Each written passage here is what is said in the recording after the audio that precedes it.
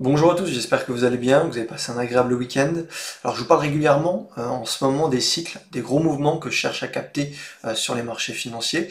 C'est souvent les plus grosses performances que je peux réaliser sur les marchés, mais c'est vrai qu'il y a quand même très peu d'opportunités puisque on attend qu'un mouvement se déclenche, on rentre en position sur une recovery et puis on met un stop loss assez court et soit ça avorte et on dégage rapidement du marché, soit on essaie de capter et de surfer sur la vague le plus longtemps possible et c'est là où on peut faire des très très gros trades.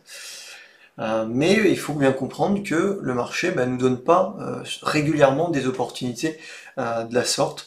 Donc il faut savoir utiliser d'autres stratégies pour pouvoir dégager un petit peu de performance et voilà, faire notre perf sur le mois.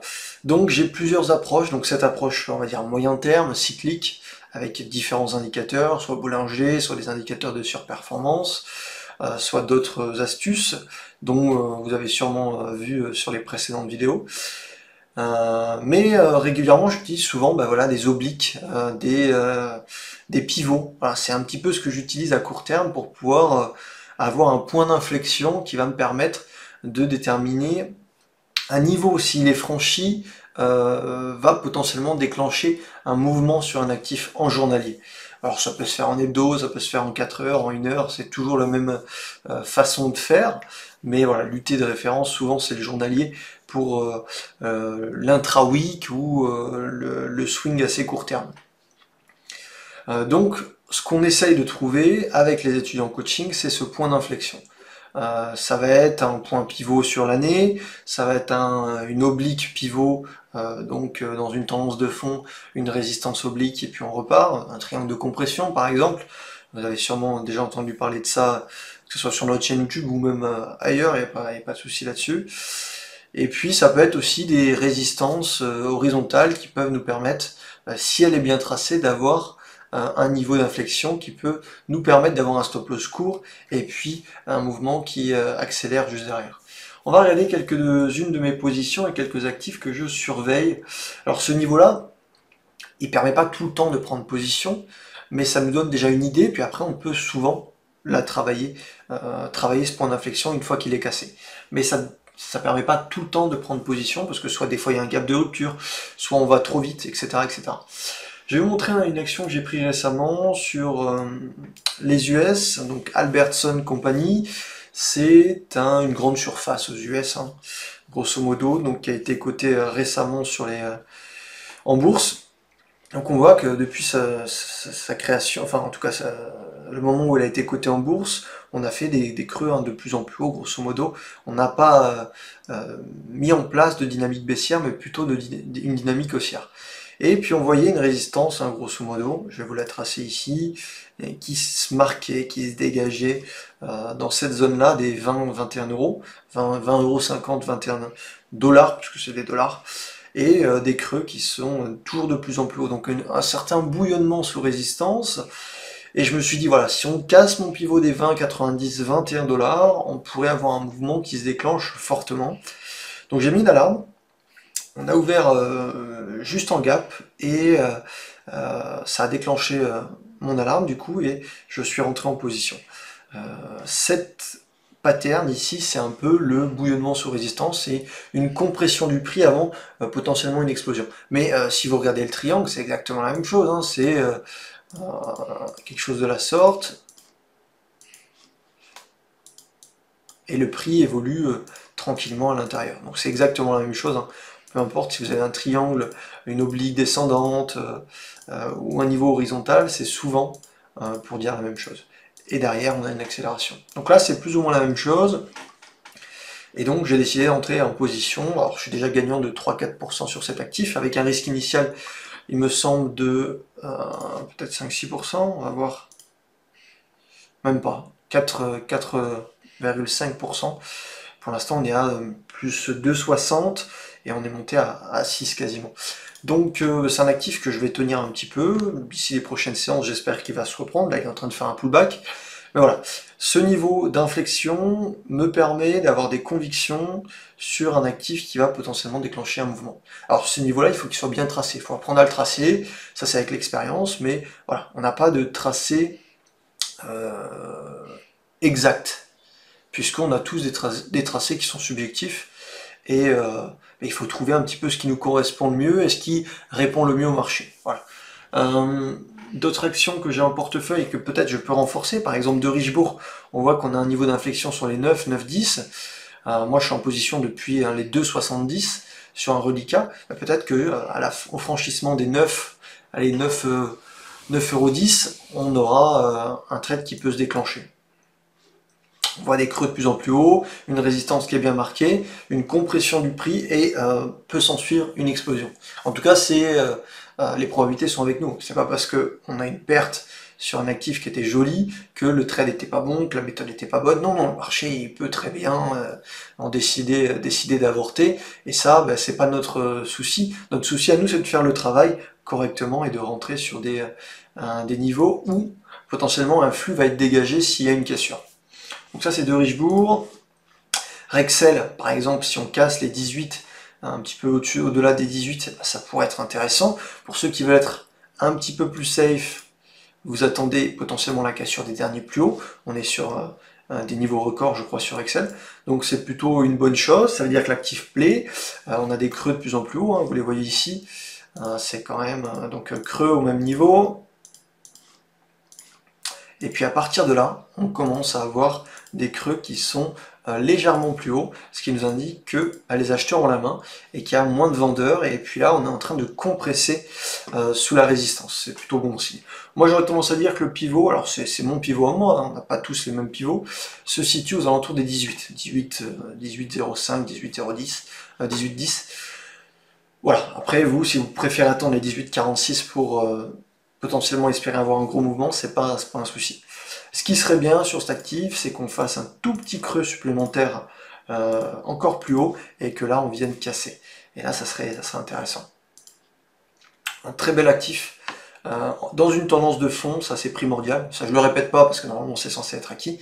Une tendance de fond, puis après on cherche des niveaux d'inflexion, oblique, résistance, pivot annuel, etc. etc. Donc ça me plaît. Valneva, je suis dessus, en position, sur mon point d'entrée quasiment, peut-être légèrement perdant, mais voilà, vous voyez mon pivot, je suis rentré à la cassure, juste sur le pivot quand on l'a franchi. Et on a une belle figure, 1, 2, 3 creux de plus en plus haut, une belle résistance marquée, on a cassé, et pour l'instant, ça se tient, écoutez, il n'y a pas d'invalidation, mon stop loss, en tout cas mon niveau de validation se situe sur les 11 à peu près, on aurait pu le monter à 11,40, 11,45 pour les plus agressifs, mais pour l'instant ça se tient, on voit que l'actif fait sa petite vie, et donc tant qu'on n'a pas réintégré violemment les 11,40, pour moi il n'y a pas d'invalidation sur le trade. Et puis même si je venais à perdre sur ce trade là, ça peut arriver de faire des fois une perte, deux pertes, même des séries de pertes, mais si on applique quelque chose qui est bon, qui fonctionne et qui est joli, qui répond à tous nos critères, en général, il n'y a pas de souci sur le long terme, on réalise des performances sympathiques. Valneva, c'est plutôt très bon, ça part bien. Guillemot, alors mon pivot c'était l'oblique avec l'intégration du sommet ici, donc un creux, toujours pareil, de plus en plus haut, ici. Et là, on a cassé, on réintègre, on vient faire pullback, pour l'instant on est au contact de l'oblique. Donc ce qui serait bien, c'est qu'on ne refranchisse pas et qu'on n'intègre pas cette oblique-là. Mais Guillemot, ça fait des mois qu'elle n'est pas intéressante, cette action, c'est pourtant dans le top performance de l'année, donc c'est quand même un actif qui a performé et qui a attiré des capitaux. Bon bah là, on a potentiellement un gros mouvement qui peut se déclencher. Alors en espérant qu'il ne nous fasse pas une arnaque et qu'il reparte, dans tous les cas, s'il nous fait une arnaque et qu'il nous déclenche notre stop loss, on va rester attentif parce qu'on pourra le retravailler juste après. Et puis voilà. Donc pour le moment, on est un petit peu légèrement sous notre point d'entrée, mais ça tient l'oblique, et ce qui serait bien, c'est de faire une mèche aujourd'hui pour pouvoir repartir. Ça fait à peu près depuis février, depuis ce niveau-là d'inflexion qui était intéressant. Et maintenant, bon, il n'y avait pas grand-chose, quoi. C'était assez pauvre en opportunités, et on est en train de latéraliser pardon, ce triangle de compression. Et là, on devrait exploser. En tout cas, on a toutes les probabilités de notre côté. Souvent, ce genre d'opportunités-là nous permettent de faire des performances avec des risques-reward très très intéressants. Donc, comme je vous l'ai dit, la perte n'est pas quelque chose qu'il faut éviter et craindre. C'est normal, ça arrive. Alors là, moins souvent évidemment, mais quand on a respecté nos règles, il n'y a pas lieu de s'inquiéter. Alpha, donc là je voulais vous en parler ce matin, le temps que je me décide et que je fasse 2-3 trucs pour la société, ben, je voulais vous parler de ce niveau d'inflexion des 2,89. On a ouvert au-dessus, donc bon, bah, on est déjà à plus 11% de performance sur la journée, donc c'est pas mal. Juste pour vous réexpliquer un petit peu, bon bah voilà, euh, on a des creux de plus en plus haut, ça c'est la théorie de dos, je veux dire, c'est la base du marché. Le niveau d'invalidation se situe sur les 2,50, 2,70.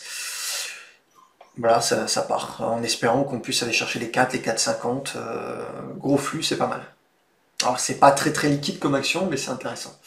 Voltalia, on avait notre point d'inflexion sur cette résistance oblique. Cet actif-là, il faisait pas grand-chose depuis des mois.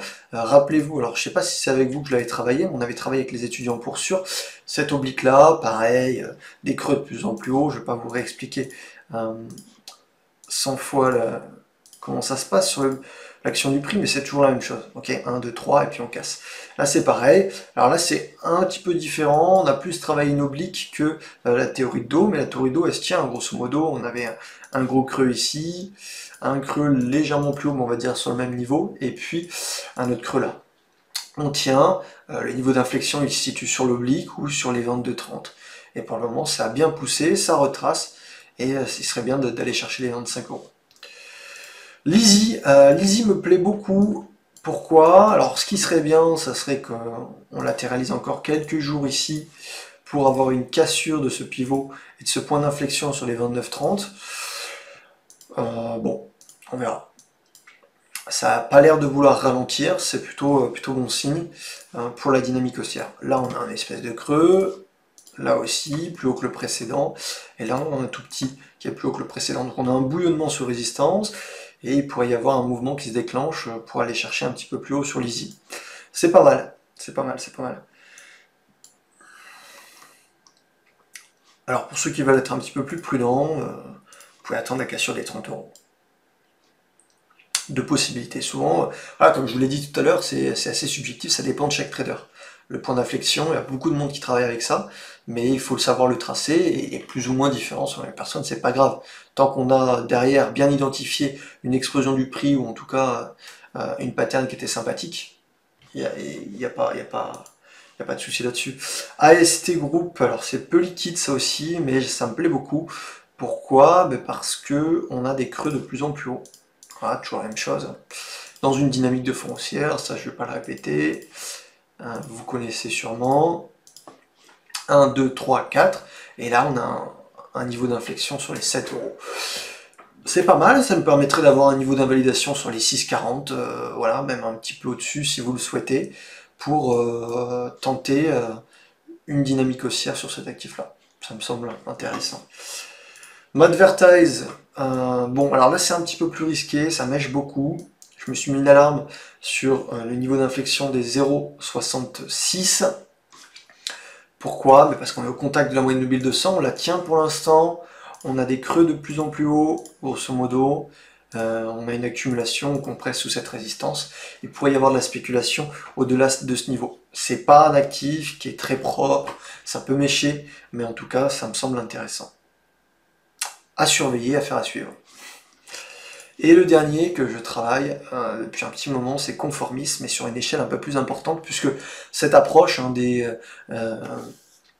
pivots ou des niveaux d'inflexion, vous pouvez le travailler sur des UT longues comme des UT courtes. Moi, sur des UT longues, j'ai d'autres approches que j'utilise et que vous connaissez entre autres, les cycles par exemple ou autre chose. Bon, du coup, je vais plutôt sur les UT courtes pour chercher un petit peu de dynamisme sur le marché. Mais là, cet actif-là me plaisait beaucoup. Alors là, on a vraiment une convergence de signaux puisque sur Conformis, on a un nouveau cycle hebdo qui est en train de se lancer et qui est pas mal. Donc moi, j'ai travaillé le cycle hebdo, mais ce que j'ai repéré également, c'est que on avait grosso modo des creux de plus en plus haut. Ouais, c'est ça, des creux de plus en plus haut. Ok. Donc, vous avez un creux ici, un creux également là,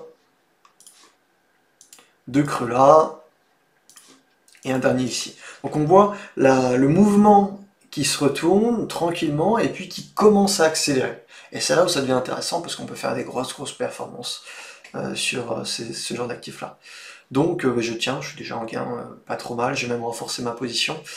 Quand on voit des creux comme ça qui commencent à se retourner, c'est intéressant, mais quand on voit un angle du marché qui commence à être important, pas une tendance parabolique, mais presque, ça nous indique clairement que le marché est en forte dynamique acheteuse. Voilà, c'est les quelques actifs que j'ai repérés sur le marché français. Sur le marché américain, bon, je vais pas parler de tous les actifs puisqu'il y en a un paquet, mais vous avez quelques idées de points d'inflexion qui pourraient déclencher des mouvements pour la semaine qui suit ou les semaines qui arrivent si on venait à latéraliser un petit peu plus. Vous souhaite une agréable semaine de trading. N'hésitez pas à commenter si vous avez des actions à recommander, si vous avez apprécié cette vidéo, et puis un petit like, ça m'encourage toujours à me motiver à faire des vidéos. Puisque j'ai quand même pas mal de travail pour la société, donc voilà, ça me motive à rester focus sur les vidéos et pouvoir vous proposer du contenu. J'espère que ça vous a plu, je vous souhaite une agréable semaine et à très vite. Salut!